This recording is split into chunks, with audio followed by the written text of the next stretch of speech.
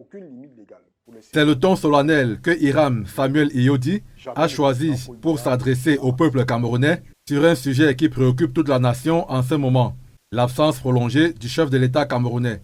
Les batailles de succession se font de plus en plus féroces au sommet de l'État.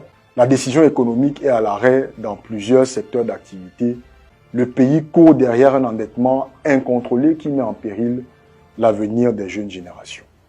Les conflits reprennent du terrain dans la région anglophone et celle de l'extrême nord. Le décor ainsi planté et les craintes énumérées, le président national du parti Mouvement patriotique pour la prospérité du peuple, MP3, estime que l'Assemblée nationale devrait prendre ses responsabilités en saisissant le Conseil constitutionnel à l'effet de constater la vacance de la présidence de la République. C'est le sens de la lettre qu'il a adressée au président de l'Assemblée nationale le 6 août 2026, avec comme point saillant légiférer sur un délai constitutionnel de séjour du président de la République à l'extérieur du territoire national. Ensuite, constater les risques majeurs qui pèsent sur la stabilité et le devenir de la nation camerounaise du fait de l'absence prolongée du chef de l'État.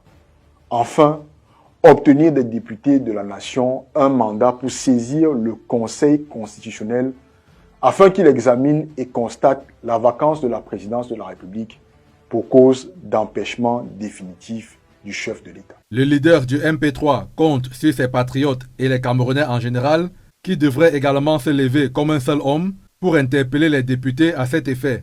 Je nous appelle donc, citoyens du nord au sud et de l'est à l'ouest, dans tous nos 58 départements, à interpeller les députés de la nation afin qu'ils prennent la pleine mesure de leurs responsabilités face au risque de déstabilisation du pays que nous courons. Le MP3 attend désormais une suite diligente à sa correspondance et que l'Assemblée nationale rende publiques les dispositions qu'elle prendra afin d'assumer ses responsabilités.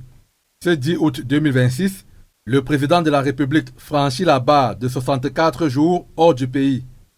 Au peuple le pouvoir, au peuple la gloire, au peuple la victoire. C'est notre moment.